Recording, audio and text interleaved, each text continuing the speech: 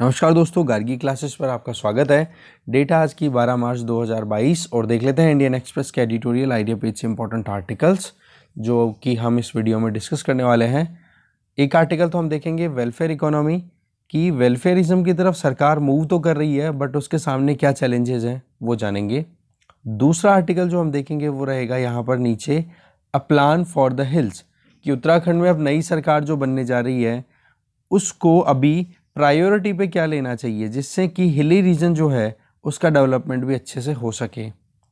और एक ये जो आर्टिकल है द रैशनल वोटर, इस आर्टिकल में हम जानेंगे कि किस चीज़ ने बहुत इंपॉर्टेंट रोल प्ले किया है। अभी रिसेंट जो 5 इलेक्शंस हुए हैं ना, 5 असेंबली इलेक्शन जिनमें 4 में बीजेपी को जीत मिली है, तो उसके पीछे क्या फैक्टर है, तो उस फैक्टर के बारे में थोड़ा सा हम जानेंगे। और एक आर्टिकल हम डिस्कस करेंगे हिंदू का जिसमें हम समझेंगे कि एविएशन जो सेक्टर है उसको रिवाइवल का एक स्कोप दिखाया कि 27 मार्च से इंटरनेशनल फ़्लाइट्स हैं वो शुरू हो जाएंगी। तो अभी उसके सामने क्या चैलेंजेस हैं एविएशन सेक्टर के सामने वो भी हम जानेंगे। तो 3 आर्टिकल्स हैं, तीनों को डिटेल में देखते हैं। फर्स्ट आर्टिकल है, देखो, वेलफेयर इकोनॉमी।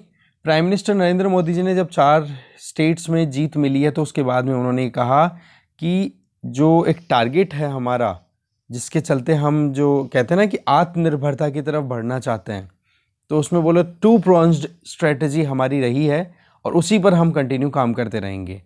एक स्ट्रेटजी की तो उन्होंने बात की कि हम विलेज इकोनॉमी, पुअर और स्मॉल फार्मर्स और स्मॉल एंटरप्रेन्योर्स, इनको हम प्रमोट करेंगे, पहला तो ये।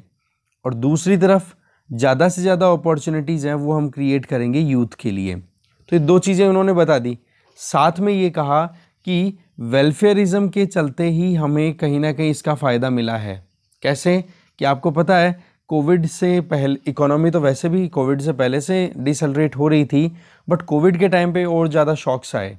उसमें जिस तरीके से सस्ते में या फ्री में अनाज देना या फिर मतलब बहुत एक होता है ना कि कल्याणकारी कार्य ज़्यादा किए गए सरकार के द्वारा।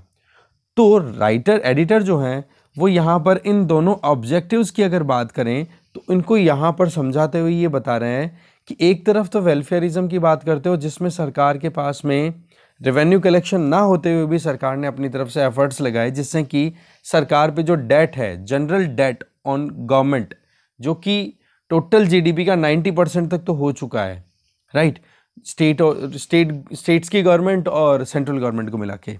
दूसरी तरफ सरकार बात कर रही है कि हम यूथ को अपॉर्चुनिटी देना चाहेंगे। तो इन दोनों चीज़ों में एक कॉन्ट्राडिक्शन है, वही चीज़ यहाँ पे हाईलाइट की जा रही है।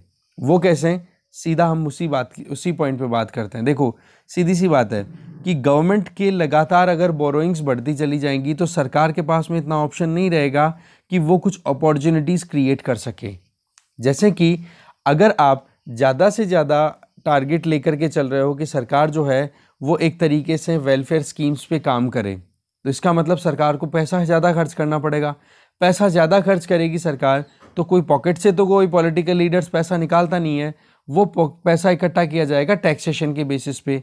अब टैक्स अगर आप लगाओगे, इसका मतलब जो एक प्राइवेट इंडिविजुअल होता है या प्राइवेट सेक्टर में जो भी काम करने वाले लोग हैं उनके पास में इतनी अपॉर्चुनिटी या इतना मौका नहीं रहेगा कि वो कुछ नए ऑप्शंस को एक्सप्लोर कर सके, क्योंकि सरकार टैक्स ज़्यादा लगा रही है। अब टैक्स ज़्यादा लगा रही है तो सरकार वेलफेयर तो कर देगी, बट जो यूथ का जो आपने टारगेट लिया है ना कि यूथ एम्पावरमेंट हम करेंगे, यूथ के लिए अपॉर्चुनिटी होगी, उनकी एफिशिएंसी इंक्रीज करनी है, तो ये दोनों ही टारगेट्स एक दूसरे से कॉन्ट्राडिक्शन में आ रहे हैं कि एक तरफ तो वेलफेयर और एक तरफ आप डेवलपमेंट करना चाहते हो। तो दोनों में आपको एक बैलेंस बनाने की ज़रूरत है। वेलफेयर आपको उन्हीं लोगों को हमें प्रोवाइड करनी चाहिए जो लोग वाकई में बेनिफिशियरी हैं, मतलब कि जो लीकेजेस हैं उनको रिड्यूस करना होगा वेलफेयर स्कीम्स में। एफिशिएंटली अप्रोच होनी चाहिए। जो हम चाहते हैं टारगेटेड बेनिफिशियरी, लाभार्थी जिनको बोला जाता है, उन्हीं को ही डिलीवर किया जाए। जबकि दूसरी तरफ हम जिस तरीके से हमारी इकोनॉमी को हम बूस्ट करना चाहते हैं, हम हमारे डेमोग्राफिक डिविडेंड को यूज़ करना चाह रहे हैं, फेवर में लेना चाह रहे हैं, तो उसके लिए देखो इस तरीके से केवल वेलफेयर पे हम अप्रोच पे चलेंगे तो वो काम नहीं चलेगा। हमें यूथ को ट्रेनिंग देनी होगी, लाखों जॉब्स क्रिएट करने की ज़रूरत है। तो ऐसे में वेलफेयर मेजर्स पे हम डिपेंडेंट रहे तो वो ठीक नहीं है। तो बात यही है मेन कि एक तरफ तो वेलफेयर और दूसरी तरफ यूथ, दोनों की जो अप्रोच बनाई जा रही है सरकार के द्वारा, इनमें एक सोच समझ करके आगे चलना होगा। वेलफेयरिज्म बंद करने की ज़रूरत नहीं है। बेशक हमारा देश कल्याणकारी राज्य है और ये चीज़ एनविसाज की जा रही है हमारे डीपीएसपी में सीधा, ठीक है। ऐसा क्वेश्चन भी था प्रीलिम्स 2021 में ही था शायद वो, है ना। तो इसमें आप थोड़ा सा ध्यान रखें। वेलफेयर स्टेट की जो बात है, वो कल्याणकारी राज्य की जो बात है, वो ज़्यादातर डीपीएसपी में क्लियर लिखी हुई है कि सरकार को ऐसा करना चाहिए जिससे कि वो अपने लोगों के लिए अच्छा काम कर सके, ठीक है। पर जो टारगेटेड बेनिफिशियरीज हैं उन्हीं को उसका फ़ायदा मिलना चाहिए। ऐसा नहीं कि लोग जो हैं वो अपने पॉकेट भरे जा रहे हैं तो करप्शन करके, लीकेजेस करके। इसमें फिर नुकसान किसका होता है? क्योंकि टैक्स तो पे करेगा प्राइवेट सेक्टर, और प्राइवेट सेक्टर फिर बाद में अगर आप देखें तो वही सबसे ज़्यादा आज देखो इंडिया में अगर 100 जॉब्स क्रिएट होती है ना, उसमें 85% तो जॉब्स हैं वो केवल और केवल प्राइवेट सेक्टर प्रोड्यूस करता है। 6% के लगभग जॉब्स प्रोड्यूस होती है central government and 9% jobs create की जाती है स्टेट गवर्नमेंट्स के द्वारा। तो आप देख लो प्राइवेट सेक्टर का बचना कितना इंपॉर्टेंट है। प्राइवेट सेक्टर में सब आ गए हैं, इनफॉर्मल सेक्टर भी आ गया, फॉर्मल भी आ गया, एवरीथिंग, ठीक है ना। तो ऐसे में प्राइवेट सेक्टर को जो बर्डन आएगा टैक्सेशन के चलते, उसको ठीक करना ज़रूरी है, ठीक है। तो ये चीज़ यहाँ पे बताई जा रही है एडिटर के द्वारा। बाकी तो देखो गवर्नमेंट के पास फाइनेंस की कमी पहले से है, क्योंकि एक तरफ तो रेवेन्यू कम आ रही है, इकोनॉमी अच्छे से पहले ही परफॉर्म नहीं कर रही, कोविड से पहले ही हाल ख़राब थे। और रही सही में सरकार अगर वेलफेयरिज्म की तरफ ज़्यादा जाती है तो उस केस में आप ज़्यादा पैसा खर्च करने के लिए मजबूर हो जाओगे, तो बोलो वो चीज़ फिर लॉन्ग टर्म में फेवरेबल नहीं होगी। तो ऐसे में देश को अगर आगे ले जाना है तो केवल वेलफेयर वाली अप्रोच है ना, वो काम नहीं चलेगी। हमें एम्पावर करना होगा, एनकरेज करना होगा, स्किल देनी होगी हमारे जो यूथ हैं उनको, ठीक है। ये चीज़ यहाँ पे बताई जा रही है। आगे चलते हैं। नेक्स्ट आर्टिकल देखो रिलेटेड है उत्तराखंड से। तो सबसे पहले हम फिजिकल मैप देख लेते हैं एक बार। तो यहाँ पर आप देख सकते हो उत्तराखंड में कि ये तो है ब्लू वाला जो पोर्शन है, यहाँ पर आप वॉयलेट ब्लू थोड़ा देख सकते हो। तो ये तो देखो ग्रेट हिमालयाज़, फिर उसके बाद में जो आप देखते हो कुमाऊँ हिल्स, ये लेसर हिमालयाज़, मतलब हो गया आपका मिडिल हिमालयाज़ जिसको हम बोलते हैं। फिर उसके नीचे की तरफ आता है शिवालिक। तो ऐसे में ये लोकेशन आप देख सकते हो, ठीक है। ये क्या शो करता है कि उत्तराखंड में ज़्यादातर जो रीजन है दैट इज़ हिली रीजन, ठीक है। तो इसमें ऊपर वाला तो हो गया ग्रेटर हिमालयाज, ये हो गया मिडिल या लेसर हिमालय, जिसमें मसूरी रेंज और मसूरी और ये नाग टिब्बा, लेसर हिमालय सारा आ गया, और फिर ये आ गया आपका शिवालिक रेंज, ठीक है। अब इसमें आप देखो उत्तराखंड में ये सिर्फ यहाँ का जो नीचे वाला जो पोर्शन है, ये पोर्शन और ये पोर्शन, ये ही प्लेन एरियाज में आता है, तराई रीजन में। तो यहाँ पर यही मुद्दा है कि रीजनल बेसिस पे अगर देखा जाए तो उत्तराखंड में डेवलपमेंटल डिफरेंसेस बहुत ज़्यादा हैं, ठीक है। इसके अलावा इस मैप में आप देख सकते हो इंपॉर्टेंट पासेस जो कि उत्तराखंड से होते हुए जाते हैं, जिनमें लिपुलेख यहाँ पे देख सकते हो, और इम्पोर्टेंट अगर देखो तो नीति पास एक इम्पोर्टेंट रहता है, एक मनाला रहता है, एक थंगला, ये इंपॉर्टेंट रहता है। बाकी औरों पर भी आप नज़र डालते रहना टाइम पे, ठीक है। स्क्रीन पे अच्छे से आप देख लो इसको। अब चलते हैं मेन आर्टिकल पे फिर से। आर्टिकल का टाइटल है a plan for the hills. Article को लिखा है यहाँ पर राजेंद्र पी ममगेन ने। इनका ये कहना है कि बीजेपी देखो लगातार दूसरे बार जीत रही है उत्तराखंड में, तो अब सरकार नहीं बनेगी तो सीधी सी बात यह है कि अभी तक जो एक लंबा सपना लेकर के उत्तराखंड एक नया स्टेट बनाया गया था 2000 के टाइम पे, उत्तरांचल नाम से शुरुआत हुई थी, फिर उत्तराखंड नाम हो गया था चेंज होकर के, तो उत्तर प्रदेश से सेपरेट हुआ था ये, ठीक है। तो बोले इसमें हमें ज़रूरत है कि जो एक इक्वालिटी होनी चाहिए या फिर रीजनल इक्विटी है वो हमें इंश्योर करने की ज़रूरत है। अब नई जो सरकार जो आ रही है, तो इकोनॉमिक ग्रोथ तो डेफिनेटली उत्तराखंड ने अचीव की है जब से सेपरेट हुआ है ये उत्तर प्रदेश से। पहले तो क्या था, हिली रीजन हुआ करता था, उत्तर प्रदेश का ही एक एरिया हुआ करता था ये उत्तराखंड, पर उसमें आप देखोगे तो कहाँ पर तो लखनऊ, कहाँ पर उत्तराखंड, दोनों के बीच में लिंकिंग इतनी प्रॉपर नहीं थी। इलाहाबाद हाईकोर्ट भी बहुत दूर जा कर के लोकेटेड था, तो इस केस में ज्योग्राफिकली थोड़ा सा एक इशू आ रहे थे। तो ऐसे में उन सारी चीज़ों को करेक्ट आउट करने के लिए सेपरेट आपने एक स्टेट बना दिया। इसके अलावा आप देखो कनेक्टिविटी, एक्सेसिबिलिटी, बेसिक एमिनिटीज़, बोले सारी चीज़ें हमने डेवलप कर ली, पर मुद्दा जो है वो ये डिस्पैरिटी का, कि जो इस पर्टिकुलर स्टेट की हम बात करें, स्टेट में हिली एरिया है वो ज़्यादातर हमने ऊपर देखा, और केवल वो जो साउथ वेस्टर्न रीजन में कुछ एरिया है जो कि तराई रीजन में आता है, वहाँ पर प्लेन एरियाज है। तो ज़्यादातर जो डेवलपमेंट है ना वो कंसंट्रेशन है प्लेन्स में। चाहे आप इंफ्रास्ट्रक्चर की बात करो, सोशल इंफ्रास्ट्रक्चर, एजुकेशन या हेल्थ की बात करो, इकोनॉमिक अपॉर्चुनिटी, जॉब्स की बात करो, हेल्थ सर्विसेज की बात कर लो, हर चीज़ बोले कॉन्सेंट्रेटेड है प्लेन्स में। इवन पर कैपिटा इनकम भी बात करो तो उसमें भी डिस्पैरिटी देखने को मिलेगी। मतलब ये बताया जा रहा है कि तीन डिस्ट्रिक्ट्स हैं प्लेन एरियाज में, वहाँ पर ज़्यादा डेवलपमेंट है, वहाँ के लोगों की जो रहने की जो स्थिति है वो अच्छी है, पर कैपिटा इनकम भी बढ़िया है, पर जो हिली एरियाज हैं उनको अभी भी प्रॉब्लम का सामना करना पड़ रहा है। मतलब अब स्टेट सेपरेट होने के बावजूद अब रीजनल डिस्पैरिटीज़ हैं वो भी एक प्रॉब्लम क्रिएट कर रही हैं। इसके अलावा अब आप देखो कि प्लेन एरियाज़ में अगर बेसिक फैसिलिटीज़ अवेलेबल है, सारी चीज़ें अच्छी अवेलेबल है, तो हिली एरियाज़ में रहने वाले लोगों को मजबूरन माइग्रेट करना पड़ेगा कि नहीं। बेशक उत्तराखंड में एक माइग्रेशन कमीशन भी इस्टेब्लिश किया गया है कि कैसे भी करके उत्तराखंड में हिली एरियाज़ को छोड़ करके लोग जो प्लेन एरियाज़ में आके सेटल हो रहे हैं, इससे क्या हो रहा है, प्लेन एरियाज़ में पॉपुलेशन का बर्डन बढ़ रहा है। और दूसरा अगर देखें तो उत्तराखंड वाले एरिया में, हिली एरिया में जो वहाँ पर नेटिव्स हैं उनका वहाँ पर रुके रहना भी ज़रूरी है, क्योंकि उनका रोल इकोलॉजी को प्रोटेक्ट करने में भी अपनी इम्पोर्टेंट हो जाता है, और साथ में एक बैलेंस बनना भी ज़रूरी है।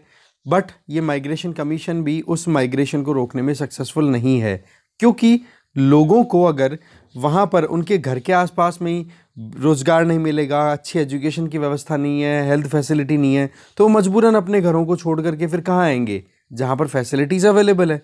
तो इस माइग्रेशन को रोकना ज़रूरी है। अगर अनएम्प्लॉयमेंट का लेवल देखा जाए उत्तराखंड में तो 2011-12 में 1.39 लाख पर्सन्स थे जो कि बेरोजगार थे, जो कि बढ़कर के 2020-21 में दुगने होकर के 3.23 लाख तक पहुंच चुके हैं, जिसमें मेन जो अनएम्प्लॉयड हैं उनकी कंसंट्रेशन हिली डिस्ट्रिक्ट में है।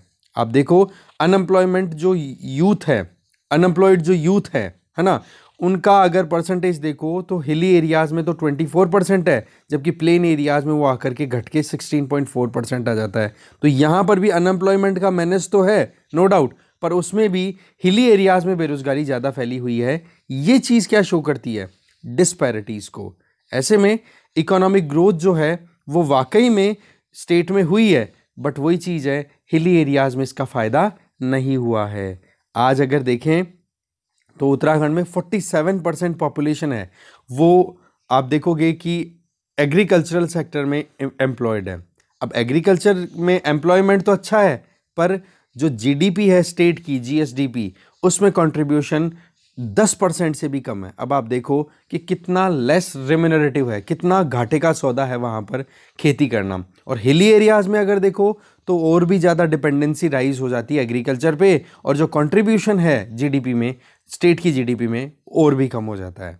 ठीक है, इसके अलावा एम्प्लॉयमेंट की बात करें तो एग्रीकल्चर में लोग ज़्यादा स्विच कर गए हैं। आपको भी पता है कि जब से मतलब एक होता है ना कि हमारे यहाँ पर सेकेंडरी और टर्शियरी सेक्टर जैसे राइज होते हैं तो ऑटोमेटिकली लोगों की पर कैपिटा इनकम और ये राइज होनी शुरू हो जाती है, और एक जो खेती का जो एक हमारी डिपेंडेंसी है उसमें भी कुछ रिटर्न्स है वो अच्छे मिलने शुरू हो जाते हैं, क्योंकि बड़े खेत हो जाएंगे। अभी तो क्या है, फ्रेगमेंटेड ज़मीन है, दैट मीन छोटे छोटे ज़मीनों के टुकड़े हो चुके हैं पॉपुलेशन राइज होने के बाद में। पर अभी अगर ज़्यादातर पॉपुलेशन को निकाल करके प्राइमरी सेक्टर से हमने सेकेंडरी और टर्शियरी में अगर डिप्लॉय कर दिया तो उससे फ़ायदा क्या होगा कि प्राइमरी सेक्टर में काम करने वाले लोग जो हैं वो नंबर्स में तो कम होंगे, पर उनके पास ज़मीनें और एरिया बड़ा होगा। तो उससे क्या होगा कि कॉमर्शियल फार्मिंग करना उनके लिए बेनिफिशियल हो पाएगा। जैसे कि आप देखते हो ऑस्ट्रेलिया, न्यूजीलैंड, यूएस, है ना, यहाँ पर करते ही हैं लोग। तो उस तरीके से हम प्लान कर सकते हैं। पर वही चीज़ है कि प्लेन रीजन में ज़्यादा बेनिफिट दिए जा रहे हैं, और जो लाइवलीहुड है उसमें ज़्यादातर प्लेन रीजन में जो लोग हैं वो नॉन एग्रीकल्चरल सेक्टर में इन्वॉल्व है, चाहे फिर वो इंडस्ट्री हो।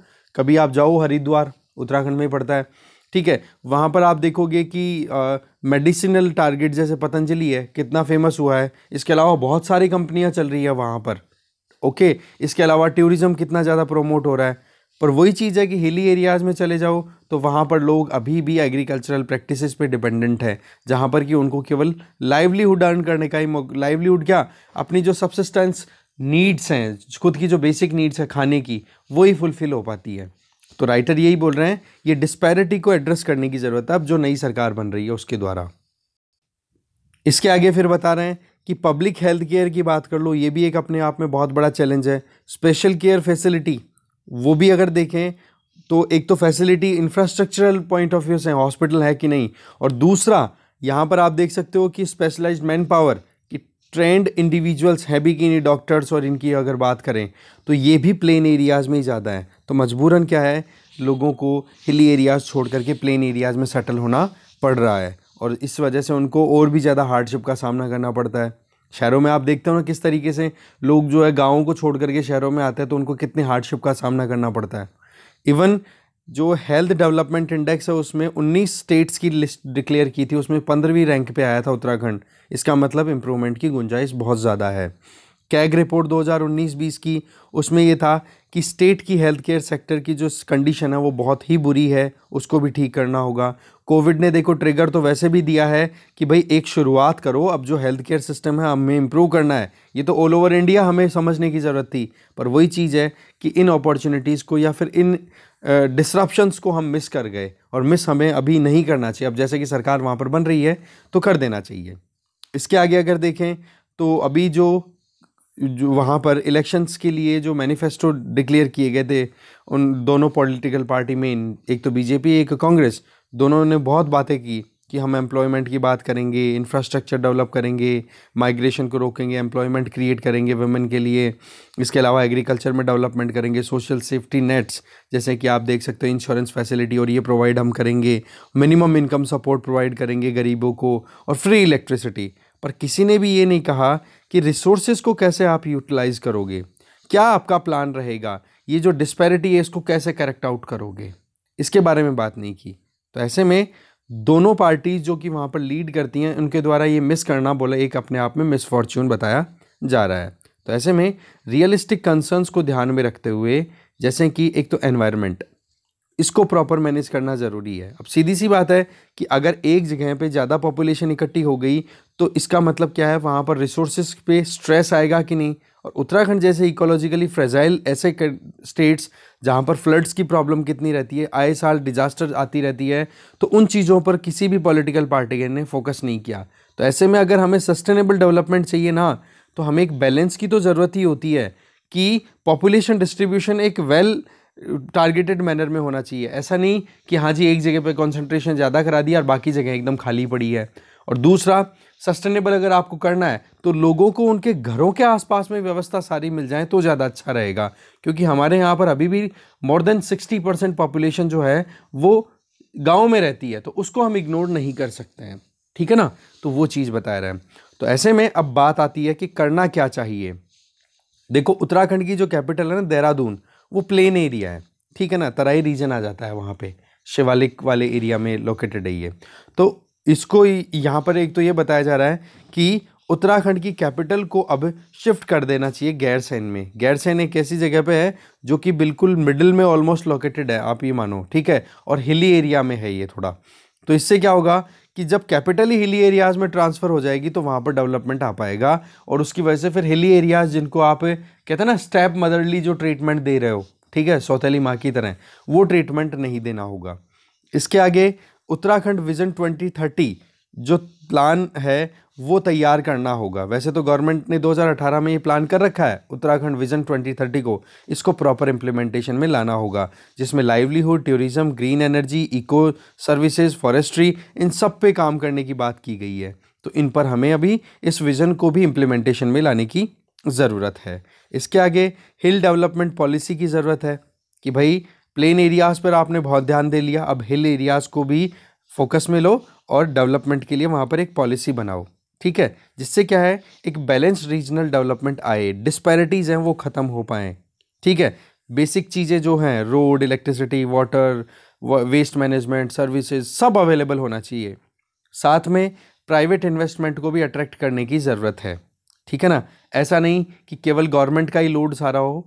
हमारे यहाँ पर आप जानते हो नियो डिटर्मिनिज्म के कॉन्सेप्ट, सॉरी नियो डिटर्मिनिज्म नहीं, नियो लिबरलिज्म के कॉन्सेप्ट में हम अभी चल रहे हैं, जिसमें government facilitator and only regulator का काम करना चाहे, और उसके अलावा जो काम है वो अच्छी क्वालिटी के प्राइवेट सेक्टर के थ्रू मिले। क्योंकि हमने अभी देखा ना कि private sector more than 85% jobs create करता है प्रीवियस आर्टिकल में, तो वो चीज़ यहाँ पर भी एप्लीकेबल है।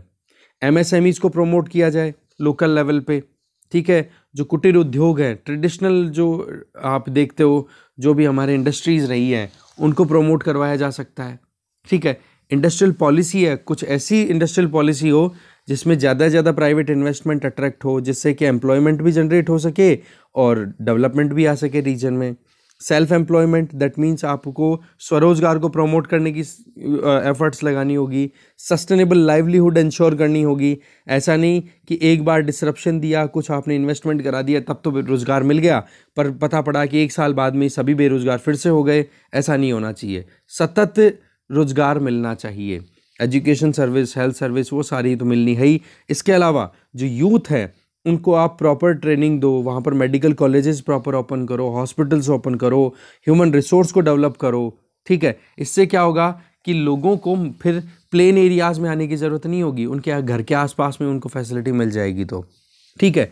टीचर्स को, पैरामेडिकल स्टाफ को, इनको भी आप प्रमोट करो। तो ओवरऑल बात क्या है, प्रायोरिटीज़ में ये होनी चाहिए चीज़ें कि नई सरकार जो बन रही है वो इन अलोकेशन, एफिशिएंसी और इम्प्लीमेंटेशन, ये तो देखो कॉमन वर्ड्स हैं, ये आप कहीं पर भी, ये आर्टिकल इसीलिए डिस्कस कर रहे हैं कि ये उत्तराखंड का ही केस नहीं है, ये रीजनल डिस्पैरिटी हमारे यहाँ पर देखने को मिलती है। तभी तो क्या होता है, सेंट्रल गवर्नमेंट जो है वो हिमालयन हिली रीजन्स में जो भी स्टेट्स हैं ना, उनको जो भी स्कीम इम्प्लीमेंट होती है, जैसे सेंट्रल सेक्टर स्कीम होती है मान लो, है ना, उस स्कीम के तहत तो 100% गवर्नमेंट फंडिंग देती है, चाहे फिर वो किसी भी कैटेगरी का स्टेट हो। पर दूसरी तरफ अगर सेंट्रल स्पॉन्सर्ड स्कीम होती है ना, उसमें सेंट्रल गवर्नमेंट के द्वारा नॉर्मल स्टेट्स है ना जो प्लेन एरियाज में लोकेटेड है, उनको तो देखो 60-40 के रेशियो में हेल्प दी जाती है। 60% गवर्नमेंट ऑफ इंडिया की तरफ से चला जाता है, रिमेनिंग 40% स्टेट कर लेती है। पर सेंट्रल ये जो हिली एरियाज में जो स्टेट लोकेटेड है ना, उनके लिए सेंट्रल स्पॉन्सर्ड स्कीम में लगभग 90% तक का जो कंट्रीब्यूशन है वो सेंट्रल गवर्नमेंट करती है। पर वही चीज़ है कि आपने पॉलिसी अगर बनाई है, फंड्स एलोकेट किए हैं, तो वो प्रॉपर होने चाहिए, एफिशिएंटली इम्प्लीमेंट होनी चाहिए जो पॉलिसीज़ हैं वो। और साथ में जो हिली एरियाज़ हैं उनको बिल्कुल भी स्टेप मदरली ट्रीट नहीं करना चाहिए, ठीक है। इसके अलावा पॉलिटिकल लीडरशिप को विजनरी होना होगा, लंबी सोच रखनी होगी, और ब्यूरोक्रेसी को भी डेडिकेटेड होना पड़ेगा। ऐसा नहीं कि प्लेन एरियाज़ के ही जब डेवलपमेंट ज़्यादा फोकस करे, नहीं, उनको देखना होगा। और साथ में ये भी कि जिन पर्टिकुलर हिल एरियाज से ये जो माइग्रेशन होता है ना, उनको वहीं के वहीं रोज़गार की व्यवस्था की जाए, तभी सस्टेनेबिलिटी इंश्योर हो पाएगी। नहीं अपने घरों को छोड़ करके कौन जाना पसंद करता है जी बाहर, ठीक है। पर वही चीज़ है, अच्छी व्यवस्था घर के पास में नहीं मिलती है तो मजबूरन घर छोड़ना पड़ता है, ठीक है। और यूथ हो चाहे वुमेन हो, इन सब के लिए अच्छी व्यवस्था करने की ज़रूरत है। तो ये एक हॉलिस्टिक आर्टिकल था कि कैसे रीजनल डिस्पैरिटीज़ को हम करेक्ट कर सकते हैं और क्या चैलेंजेस अभी उत्तराखंड के इस पर्टिकुलर एग्जाम्पल से हम समझ सकते हैं। आगे चलते हैं। नेक्स्ट आर्टिकल है द रैशनल वोटर। देखो आर्टिकल को लिखा है सुरजीत एस भल्ला जी ने। देखो शुरुआत में तो वही बातें हो रही हैं पॉलिटिक्स की कि बीजेपी जीत गई, बहुत ही बढ़िया बात है। मतलब क्या वजह रही, बढ़िया का मतलब मेरा मुंह से निकल गया कि मतलब क्या वजह रही बीजेपी के 4 स्टेट्स में जीतने की, कांग्रेस इतनी हार गई। पर ये चीज़ें देखो इतने हमारे काम की है नहीं। हमारे लिए जो काम की है वो ये कि बीजेपी फिर से क्यों आई। तो इसके पीछे कारण क्या है, तो कोविड-19 के टाइम पे जो क्राइसिस आए थे जिसमें बहुत बुरे हाल हो गए थे, मतलब खाने तक की शॉर्टेज आ चुकी थी, ठीक है। उन चीज़ों को करेक्ट करने में गवर्नमेंट ने बिल्कुल भी एक कहता है ना बैकफुट पे कदम नहीं उठाया। जैसे कि गरीबों को 10 किलोग्राम चावल और गेहूं प्रोवाइड किए गए, ठीक है, पर कैपिटा के हिसाब से, हर एक इंडिविजुअल के हिसाब से, जिससे कि कम से कम वो भूखा तो ना सोए। दूसरी चीज़ अगर देखें तो इसके लिए 1970s के टाइम पे PDS, public distribution system, start किया गया था, जो कि आज भी लगातार चलता चला जा रहा है। हाँ, हो सकता है कि उसमें कुछ चेंजेस कर दिए गए हों, ठीक है। एक टाइम था जब राजीव गांधी जी के द्वारा एक स्टेटमेंट दिया गया था कि मैं सेंट्रल गवर्नमेंट की फंडिंग, मतलब जो सेंटर से अगर 1 रुपया भेजा जाता है टारगेटेड बेनिफिशियरीज को कुछ फ़ायदा पहुंचाने के लिए, तो वो पहुंचते पहुंचते बोला 15 पैसे से 19 पैसे के बीच में हो जाता है। तो बोला इतना डिक्लाइन कर जाता है इफ़ कि प्रॉब्लम ही प्रॉब्लम है। तो ये प्रॉब्लम तो देखो लीकेजेस की वजह से थी, नो डाउट। अब सवाल क्या है कि अभी ये जो है लीकेजेस वो कितने कवर अप हो चुके हैं। तो इसका रिजल्ट इसी से डिपेंडेंट है कि आज जिस तरीके से टेक्नोलॉजी और इंटेंट, इन दो की बात करें कि सरकार क्या चाहती है। जैसे अभी कल परसों की बात करें तो प्राइम मिनिस्टर ने जो स्पीच दिया उसमें ये कहा था, कल परसों का मतलब कुछ टाइम पहले की बात है, कि हमारा टारगेट जो है कि वेलफेयर जो हम करना चाह रहे हैं उनमें जो टारगेटेड बेनिफिशियरीज हैं, जो लाभार्थी हैं, उनको प्रॉपरली टारगेट में लिया जाए। ऐसा नहीं कि जो एलिजिबल है वो तो एक्सक्लूड हो गए, या फिर जो एलिजिबल नहीं है उन लोगों को आपने टारगेट में ले लिया, या फिर वो लोग जो कमियां हैं सिस्टम में, लूप होल्स निकाल करके खुद का फ़ायदा उठा रहे हैं। तो इन चीज़ों को हमें करेक्ट आउट करने की ज़रूरत है। इसीलिए देखा जाए तो टेक्नोलॉजी बहुत इंपॉर्टेंट रोल प्ले करती है। आज पीडीएस सिस्टम में आप देखो कि जिस तरीके से आधार इनेबल्ड सिस्टम होता है, जिसमें जो बेनिफिशियरीज हैं उनकी पूरी डिटेल वहाँ पर अवेलेबल होती है, ठीक है। तो बेशक आधार की वजह से प्रॉब्लम भी बहुत होती है, पर हम अभी बात ये कर रहे हैं कि आधार से क्या हुआ कि एक इंडिविजुअल की पूरी इन्फॉर्मेशन जो है वो गवर्नमेंट के पास अवेलेबल होती है। इससे क्या होता है कि डिसीजन एलिजिबल है या नहीं, तो ये डिसीजन लेने में प्रॉब्लम नहीं आती। तो ऐसे में वन नेशन वन कार्ड का जो कॉन्सेप्ट है, जिसके तहत आधार कार्ड का यूज़ करना और उससे फिर बाद में ये पीडीएस सिस्टम के थ्रू ये जो फैसिलिटी है ये अवेल करा देना, तो ये चीज़ क्या बेनिफिट करती है कि जो टारगेट है वो हम अचीव कर पाते हैं।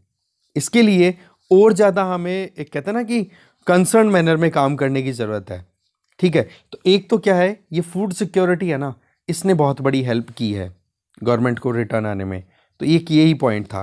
तो ये वेलफेयरिज्म के बाद संबंधित हमने 2 आर्टिकल्स देख लिए, एक तो ये वाला भी है।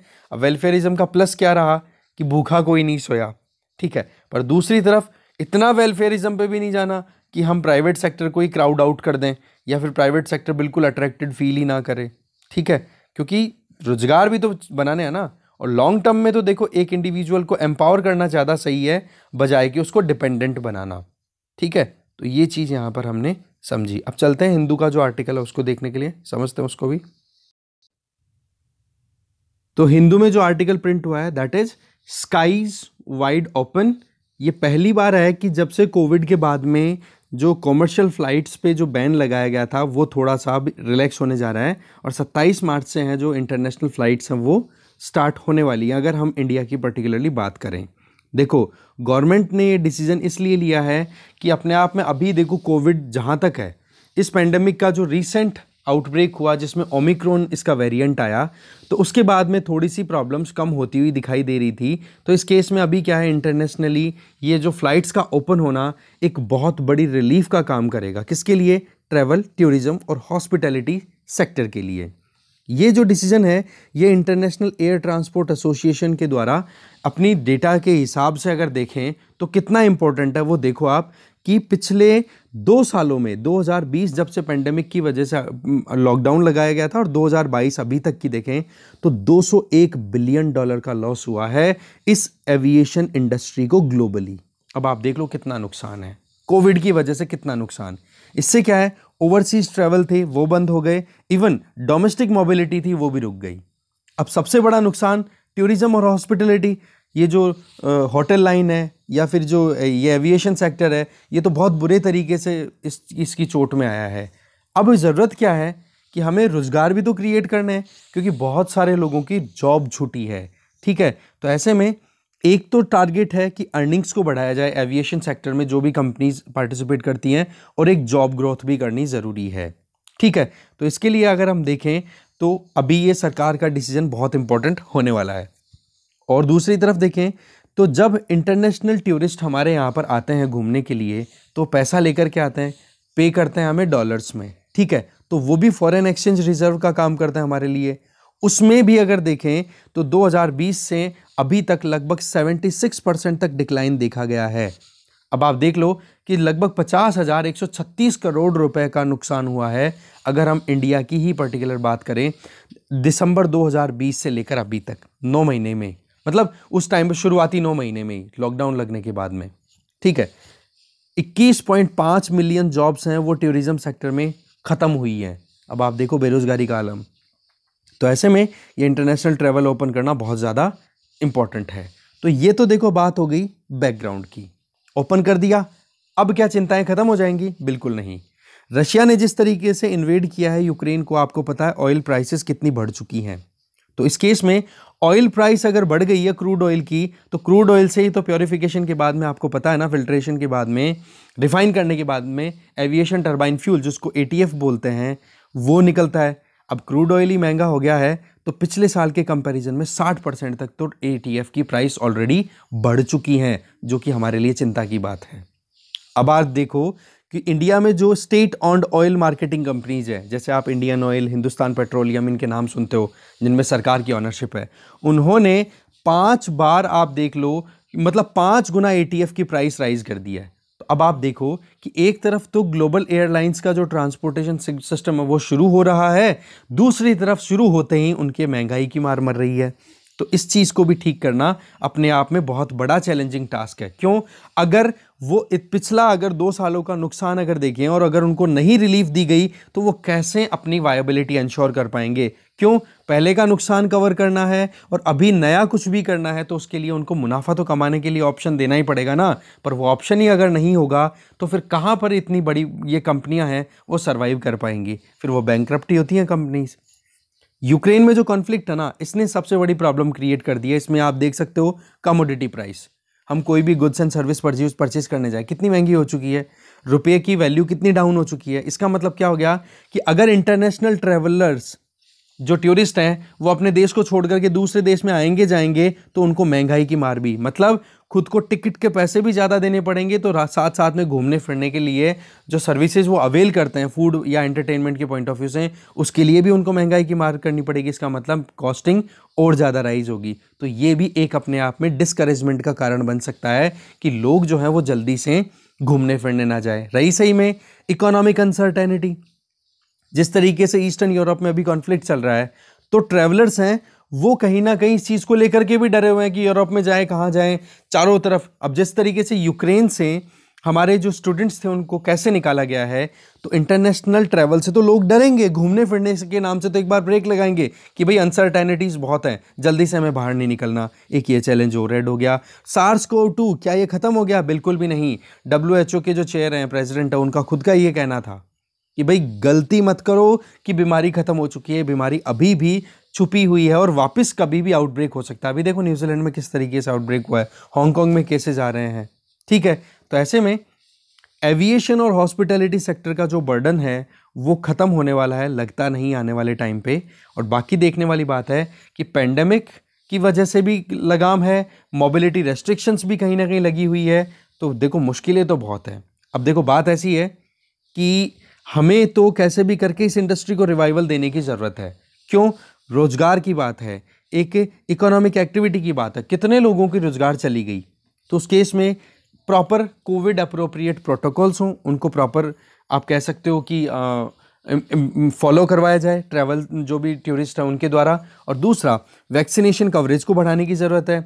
इसके आगे सरकार को भी अपनी तरफ से कुछ कदम उठाने होंगे। वो क्या कि एटीएफ जो एविएशन टर्बाइन फ्यूल है, ठीक है ना, जो प्लेन्स में डलने वाला फ्यूल है, उस पर जो टैक्स लगाती है या ड्यूटीज़ जो सरकार के द्वारा लगाई जाती है उसको रिड्यूस किया जाए, जिससे क्या होगा कि एविएशन सेक्टर में काम करने वाली कंपनीज को नुकसान ना हो। नहीं तो सरकार क्या है, टैक्स लेती है। अब जो ये एविएशन सेक्टर में काम करने वाली जो कंपनियां हैं ना, इनका जितना रेवेन्यू होता है उसका 21% तो टैक्स के तौर पे सरकार ही कलेक्ट कर लेती है। तो इसको थोड़ा सा यहाँ पर रिलैक्स करने की ज़रूरत है, क्योंकि हमें कैसे भी करके टूरिज्म को फिर से स्टार्ट करने की ज़रूरत है। इंटरनेशनल टूरिज्म का हमें बहुत बेनिफिट मिलता है, फॉरेक्स भी आता है, इंटरनेशनल एक्सचेंज भी होता है, कल्चरल एक्सचेंज भी होता है, बहुत बेनिफिट होते हैं। तो ये एक आर्टिकल था, ये हमने देखा। अच्छा, एक आर्टिकल हिंदू में और प्रिंट हुआ आज कि क्यों इंडिया को अपनी न्यूक्लियर स्ट्रेटेजी को एक्सपेंड नहीं करना चाहिए, ठीक है। तो वो आर्टिकल आप किसी दूसरे वीडियो से या फिर खुद पढ़ लेना, मुझे तो उसका लिंक मिला नहीं था यहाँ वेबसाइट पे, ठीक है ना। तो मैं एक आर्टिकल का मिला, वो हमने देखा, अच्छा आर्टिकल था, ज़रूरी था, ये इंडियन एक्सप्रेस में कवर्ड नहीं था तो हमने यहाँ से देख लिया, ठीक है। Thank you very much for watching this video.